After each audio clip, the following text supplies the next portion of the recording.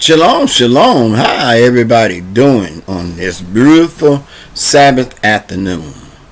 We coming to you tonight just to be able to share a word with you. I'm beginning to spread out, so it was told that I need to let everybody know where I'm at. We are working right now through YouTube and it's Mercy Way Study, and you can find us there.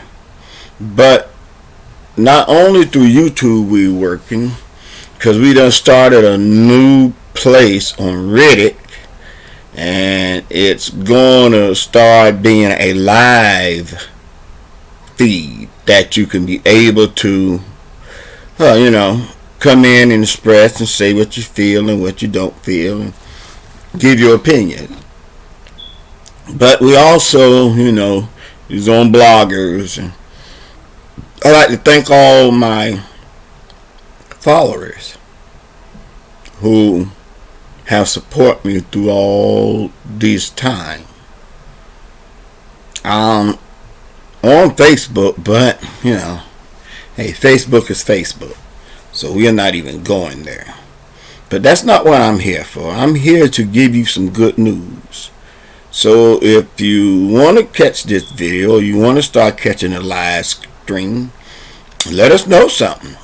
We'll be able to give you the time and date when it starts. And that's when you can be able to give your live questions or your live answers or your live comments, or however you want to do it. All praises go to Yah, so that's the way that it goes. We started off with Matthew. He was our first witness in the series On Trial. On Trial is the teachings of a lot of the teachers versus the teaching of Yah. Plain simple. We saw in Matthew 24, and I believe verse 15, 24 and 15, where it was talking about the abomination of desolation. It was first mentioned in Daniel, the 9th chapter, the 27th verse. And it is talking about the worship of idols in the place of Yah. Now, I'm going to put this out there because I want everybody to hear me. Number one, the only hang up I have, which everybody accused me of being anti-Jesus and anti-this and anti-that. I'm not anti-nothing. The only problem I have with the name of Jesus is when you say the one who died on the cross, first thing come to your mind is the image that hangs on your wall in your churches, the image that is on every candle and stuff that you burn. I watch a series called The Shroud of the Turin, where it said that the image of Jesus was printed on the burial cloth where he was wrapped in. Well, this is what I'm finna say. The only thing that I disagree with them about is that's not the person who Daniel or John saw. They didn't have time to say that he had long flowing hair and he was of European descent. They never time said that. So you get mad because I'm trying to follow what the word says. You hate me because why? I'm following what the word said, not what traditional teaching is. You get mad and then you say it's all kind of stuff. Well, I'm going to say this. Go ahead. Do you. Do what you feel. Say what you feel. Act the way you feel. Because as long as I'm doing my best to stick to the word, to the good news, I'm alright. Now, right now, I ask you, I want you to look and see if the words of Daniel is true or not. You don't have no more healings in the sanctuaries. You have the spirit of entertainment. It's no more soul winning. It's no more soul reaching. It's about how much of the traditional doctrine I can pour in you so I can pull that traditional dollar out your pocket. Now this ministry that I have, which it ain't a ministry, I mean I'm doing what thus says y'all. I'm an emissary. And if y'all don't know what an emissary is, I need you to look it up. I'm just a seed planter. And I don't ask for no donation, put no cash app up and all this other stuff. Because why? If y'all is your source, then y'all will make a way. It don't need me to advertise where you can send your money to, because my Father take care of us. He take care of this teaching. He take care of the airtime. He take care of everything. And this is without any donations, any money, any offerings, any tithes, any of that. He take care of it. And this is what I want you to realize. When the abomination of desolation you begin to see take place in the place where y'all supposed to be, there's time for you to take notice. See, Matthew was talking about it. And you know, a lot of people don't realize that Matthew was one who really trusted and really believed and really did what he believed. He lived by what the words were saying. And that was witness number one. Now we're finna come to witness number two. And as I told y'all, I'm here in the, as y'all say, the new, the New Testament. Huh? But we know it as the renewed covenant. We know it as the renewed covenant. Meaning that there was changes made in the covenant. And the changes was made not because anything was done away with, but because things was fulfilled. See, you study and you go about things and you teach things that the whole world is teaching without even stopping and investigating what's being taught. I'm going to say this. I was watching this series and they was talking about the Tower of Babel. And Japheth would tell you anything and hope that you just hook, line, and sinker take it. They took and said Nebuchadnezzar was the founding builder of the Tower of Babel, when the Tower of Babel was constructed before Nebuchadnezzar ever got the word from Yah to invade Jerusalem. Nimrod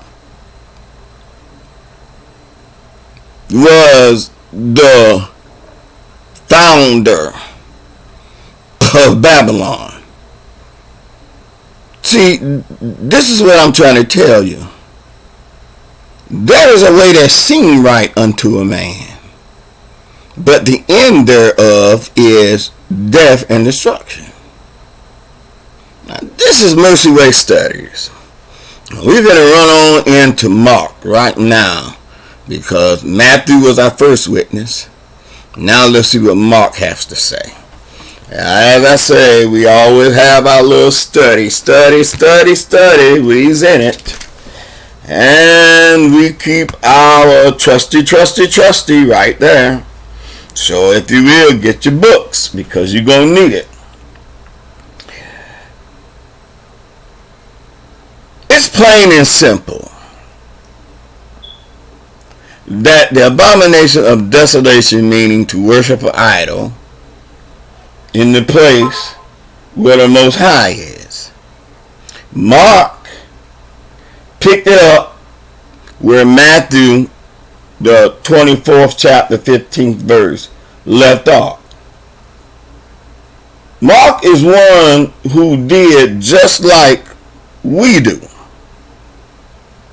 Mark underestimated, I want you to hear me on this, he underestimated the real commitment to the kingdom work. Mark first come on the scene with the 72. See, if you will, I'll need you to go to John 6. I'm right there with you. Okay.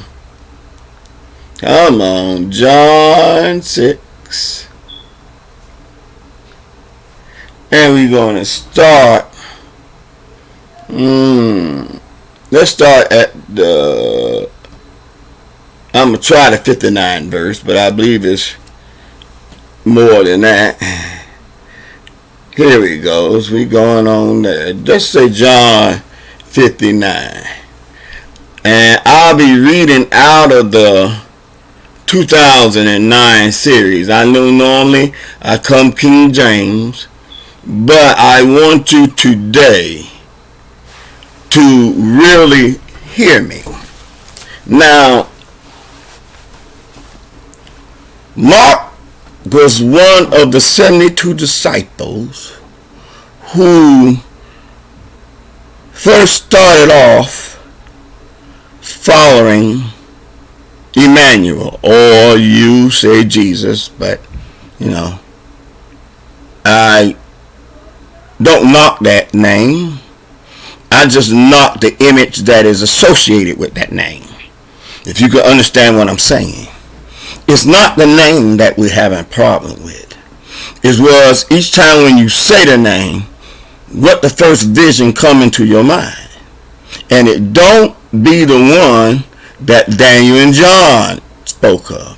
So that's why, I try not to associate with, calling him a European name, which we speak English. So English says Jesus, so I can't knock you for saying Jesus.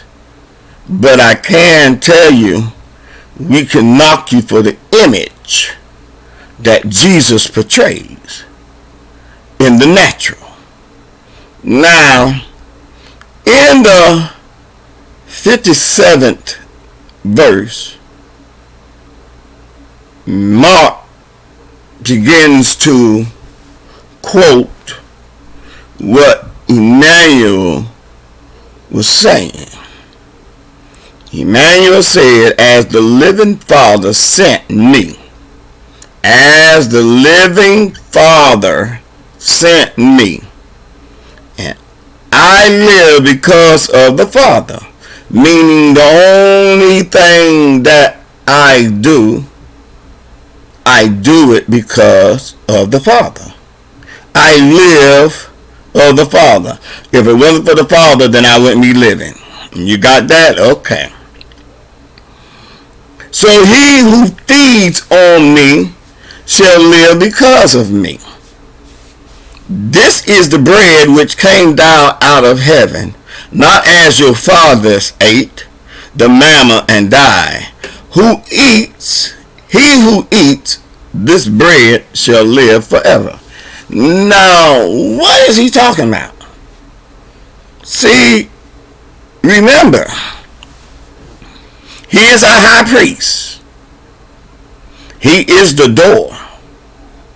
His teachings is the only way you come unto the Father. He said, no man cometh unto the Father but by me. Meaning that if you don't come through me, you're a thief and a robber. Right? Right. Come on, talk to me now. So, everybody thinks that this good news, or this gospel, as you said, is just put there for instructions. No. This is your ticket.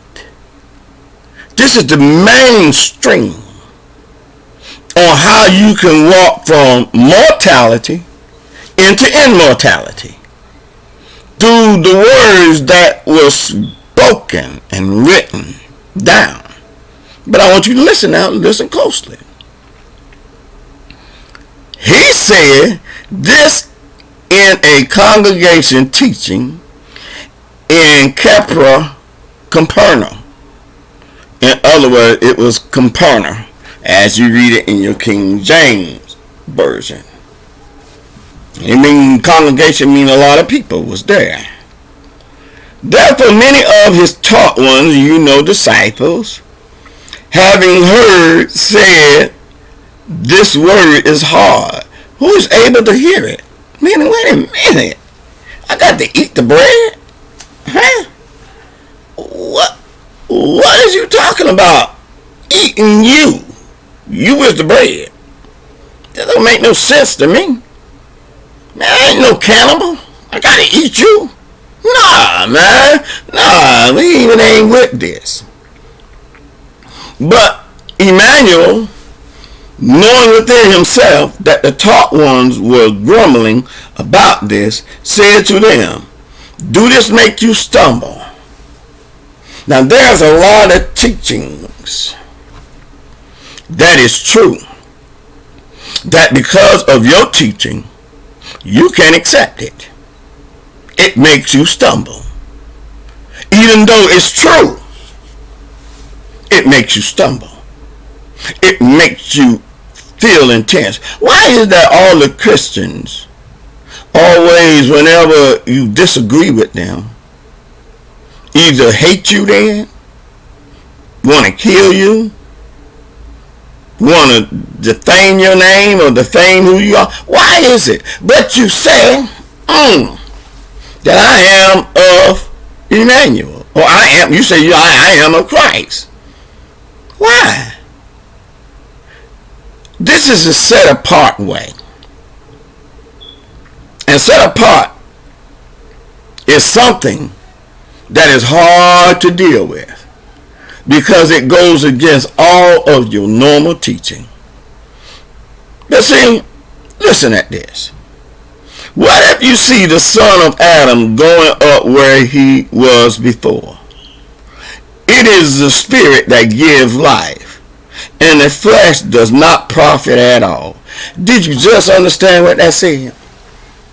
These words is spiritual, but your flesh will never comprehend it. Your traditional teachers will never go along with it. You are always buck and bump because why? You can't accept that what we was learning for all these years was wrong. Because it cut your profit, for number one. If you don't preach and teach what the people want to hear, then you don't get no money. Huh? Nobody want to follow you. Nobody want to be affiliated you because you're not teaching like the mega churches, or you're not teaching like the noticeable preacher. You ain't teaching like Christians. You're teaching, the first thing they say, and this was said about me so much. He's serving another God. He's an antichrist. Don't go with him. He's a false prophet. Well, my question is this. My book is the same book you read out of. My Yah is the same Yah you pray. You just use the title God and Lord, and I use Yah. Come on. I walk through the same fire as you walk through. I hold no grudges. But you do. I want you to listen. Listen at what Mark is saying here. What John, listen what John is saying here. But there are some of you who do not believe. For Emmanuel knew from the beginning who they were who did not believe and who would deliver him up. He already knew all this. And he said, because of this I have said to you that no one is able to come to me unless, I want you to get it now, no one is able to come to me unless it has been given to him by my Father. Now, this is the part where Mark come in at. This is the introduction of Mark. For then on many of his taught ones withdrew and were not walking with him anymore. And it only left 12. And he had 72. See, 60 of the disciples walk with him no more. Not because of truth, but because of their flesh and their teachings would not let them agree. So they walk with him no more. Now, Mark stopped being an eyewitness at that point. Everything written in the book of Mark was not an eyewitness account. So, Matthew was an eyewitness. Mark is not. Is Mark's words true? Most definitely. Because, I want you to listen. And now all that he is writing down is what the ones who really walk and talk with Emmanuel spoke to him. This is Mark, the one who became, I want y'all to brace yourself on this, he became the voice of Peter. Mark became a disciple and a scribe of Peter. Now a lot of y'all do not even know that the book of Mark was written from the accounts that Peter spoke to Mark with. Because Mark walked with him no more. Not because of Mark hating him or got mad at him. Mark walked with him because the dedication that is required, he didn't have it. A lot of you who's teaching need to be taught your own selves. A lot of you who's standing in pulpits need to go and sit in the congregation. Because I'm going to tell you this. A lot of y'all teaching stuff that is pre-programmed. What you mean, Eddie? This gospel that you preach and teach is pre-programmed. Somebody else gave you an ideal. Now, I've been studying. Now, can I get some water? Thank you. I've been studying and teaching and preaching just as long as all y'all have. You used to get mad at me because I stayed in the Old Testament. I read the Old Testament. I studied the Old Testament. You used to tell me, man, we don't live in the Old Testament. We live in the New Testament. You need to preach New Testament. You need to preach New Testament. Well, let me help you on this. And I want y'all to really, really catch me on this, because I'm looking dead at you. The Old Testament is really the Old Covenant. And your New Testament is really the renewed covenant. Testament is a Greek and Roman terminology to describe the books, because they were saying that somebody was telling a story when it's not a story being told. This is your life. Everyone. And set apartness have nothing to do with just being black. Set apartness have all to do with who he set apart.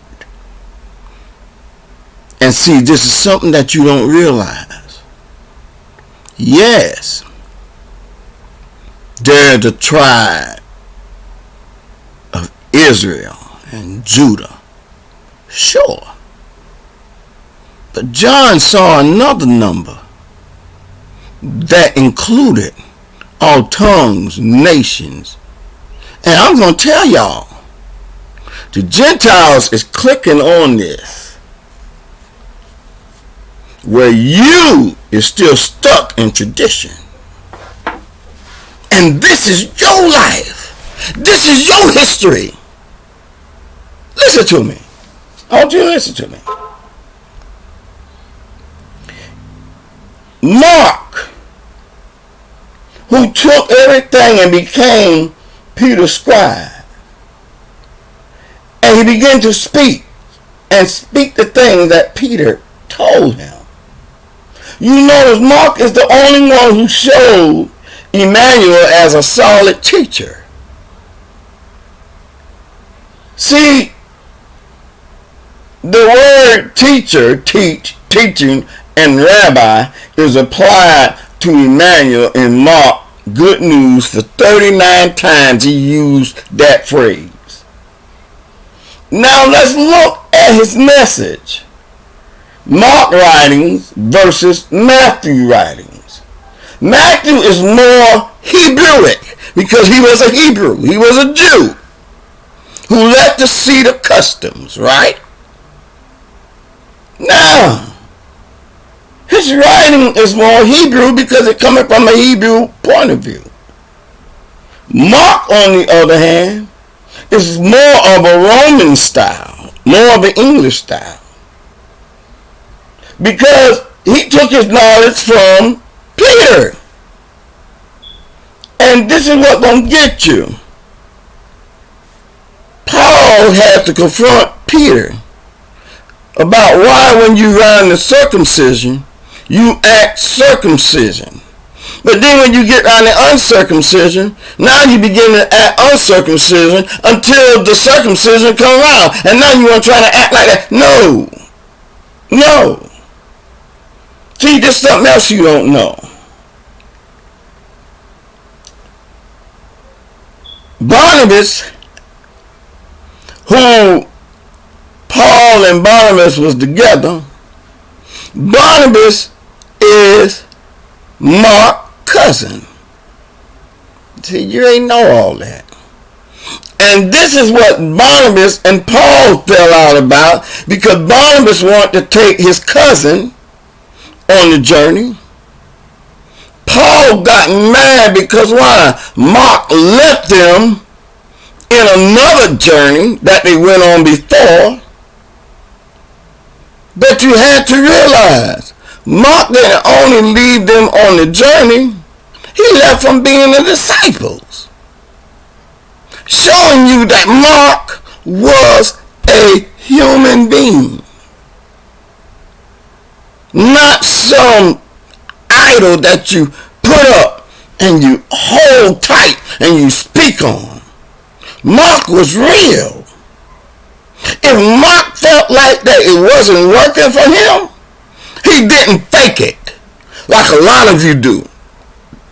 On Sunday you so saved, but Monday and Tuesday you raise so much Cain. You stand in the pulpits and you preach the good news, but then as soon as it's over, you chasing skirts or chasing pants. See, the funny thing about it is, Mark was real. And when I say Mark was real, let's go to Mark. And we're going to go to the 7th chapter of Mark. And I want you to hear the words that was beginning to speak. Mark 7:1 reads as following. And the Pharisees saw some of the scribes assembled to have him come from Jerusalem. And seeing some of his taught ones eat bread with the foul hands, that is unwashed hands, they found fault. The Pharisees and all now I want you to hear this now. The Pharisees and all the Yehudians, meaning Judaeans,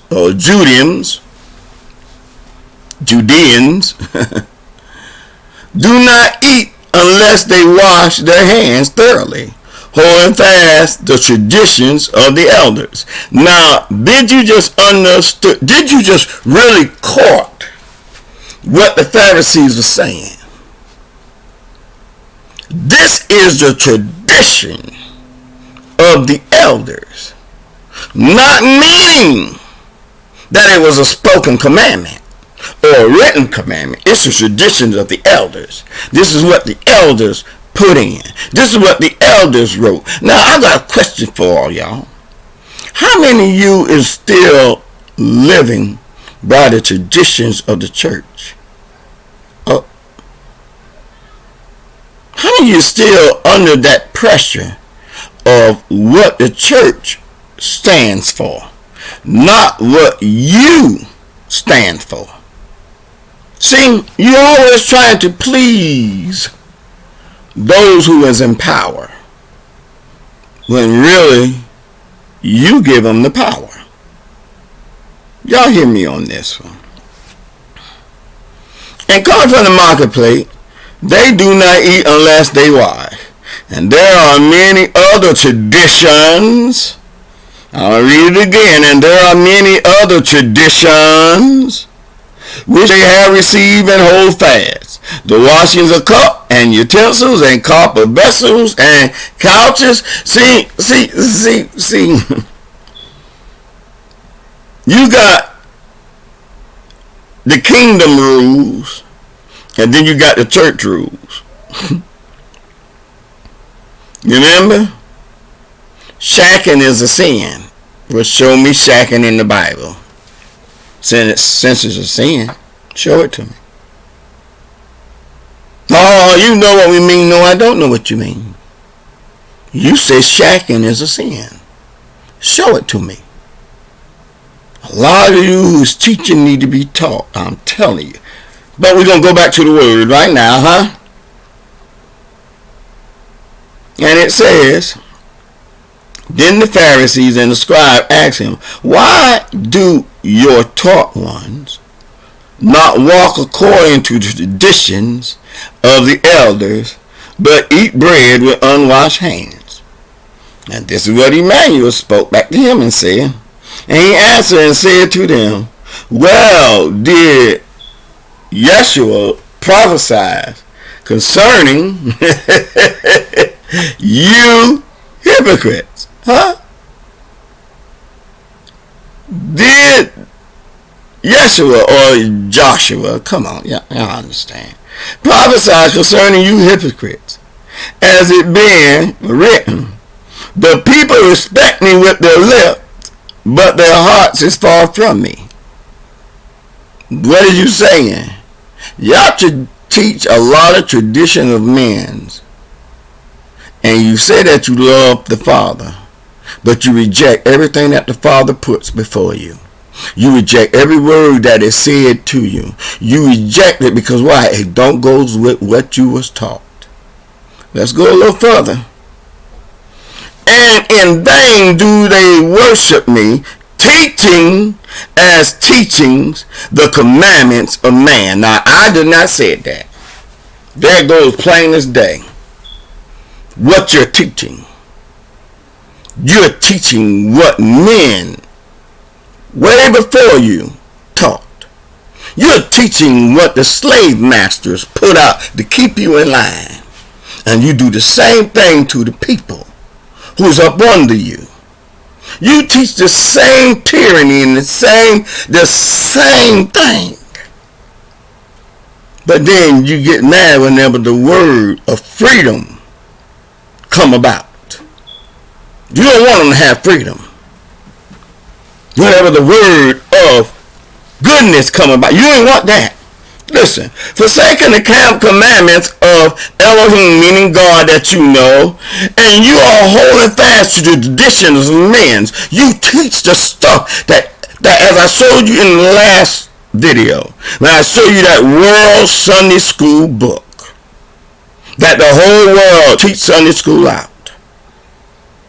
That apostolic Sunday school book, that every apostolic church, every holiness church, everything. I guarantee you on Easter, everybody got a resurrection lesson. Christmas coming up. I bet you everyone got a baby Jesus when you know that's not his birthday. Come on here. Come on here. You know, and I'm going to give it to you straight. You know, if you study in Jewish customs, if a woman is bleeding, she is unclean, and you don't touch her for 7 days. Now you tell me how all the men was in the manger. Think about it. You think about it. Jephthah send you a lot of mess and you fall for it. Come on. And Moses or Mohisha said, respect your father and your mother. And he who curses father or mother, let him be put to death. But you said, if a man says to his father or mother, whatever profit you might have received from me is Corban, or that means is a gift. You no longer let him do any matter at all for his father or for his mother, meaning that you cut father and mothers off. You tell them, don't do nothing else for them. Nullifying the word of Elohim. Now it's your words. See, Mark was straight and to the point because he was taking it from Peter. He's telling you people, this is wrong, what you're doing. Just lie. See, he's not doing it from the Matthew way. Matthew had him as a calm, cool, loving person that, you know, when he met the publican and the sinners in there, you know, he asked him, which is easier, you know, to say, your sin be forgiven or take up thy bed and walk. See, that was smooth and nice. But Mark ain't smooth and nice. Mark dead to the point. Mark said, nullifying the word of Elohim through your tradition, which you have handed down, through your teachings that you handed down, through all that stuff that is flown across the pulpit and been handed down from generation to generation to generation to generation to generation. Now I wish you hear it. I wish you look at this video. I wish you get this word. All that teaching that you've been getting that was handed down from generation to generation. Listen to you. And any such tradition you do. And calling the crowd to him, he said unto them, hear me, everyone, and understand. There is no matter that enter a man from the outside, which is able to defile him, meaning that whatever comes from the outside cannot defile you. But it's what comes out of him that defiles the man. If anyone has ear to hear, let him hear. And when he went from the crowd into the house, his taught one asked him concerning the parable, meaning, what are you saying? What you saying? What's on the outside don't defile a man. Meaning that you can talk about me all day long. It won't stop me. But what will stop me is what coming from the inside of me. What would keep me from going to the kingdom, as Mark's saying, is what comes from the inside of me. It's what I let come out. See, and this is what he said. And he said unto them, are you also without understanding? Do you not perceive that whatever enters to a man from the outside is unable to defile him? Because it does not enter into his heart, but his stomach. Meaning, what's down in your stomach is in your stomach. But what's in your heart, that what defiles a man. It got nothing about what you eat. For all y'all talking about this pork eating and all this other stuff, this verse must be lying. It got to be lying. It says, because it does not enter into his heart but his stomach, and is eliminated, thus purging all the foods. Wait a minute. See, the teaching that you've been teaching is dead wrong. I'm not telling you to go out there and eat pork and shrimp and fish. I mean, I don't care. You don't eat no crab legs or nothing like that. That's up to you.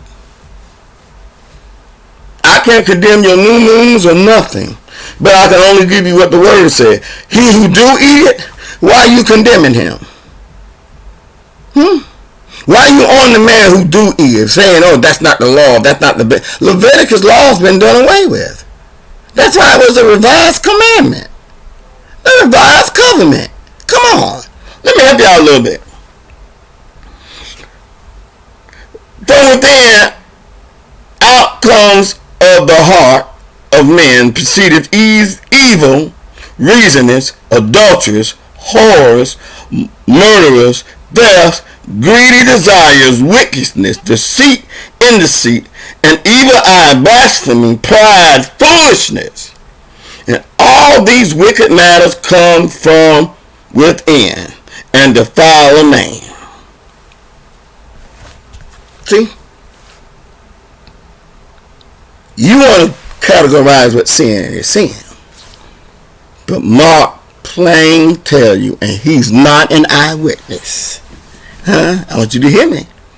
He's not an eyewitness. But Mark plainly tells you that your traditions have separated you from the Father. All that handed down teaching that you have been doing, trust me, you're on trial. I want you to hear me. You're on trial. Every word and deed that you do, you're going to have to give an account for it. Same thing goes for me. I'm going to have to give an account for it. So my question is this.